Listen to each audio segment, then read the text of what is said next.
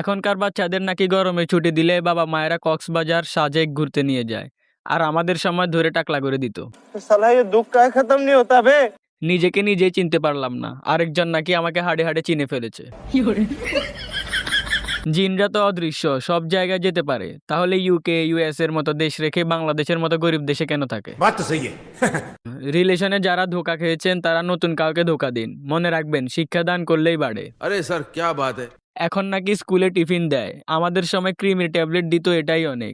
ये भगवान क्या जुल्म है। আমার উপর সবার বিশ্বাসটা এমন ভাবে চলে গেছে যে এখন বাচ্চারাও চিপস চকলেট আমাকে খুলতে দেয় না। बड़ा हरामी हो बेटा। অনলাইনেও ভাল লাগে না, অফলাইনেও ভাল লাগে না, এখন আমার কোন লাইনে যাওয়া উচিত? ভন্ডামি ছেড়ে আলোর পথে যাচ্ছি। যে যার অবস্থান থেকে মোমবাতি নিয়ে পিছন পিছন চলে আসেন।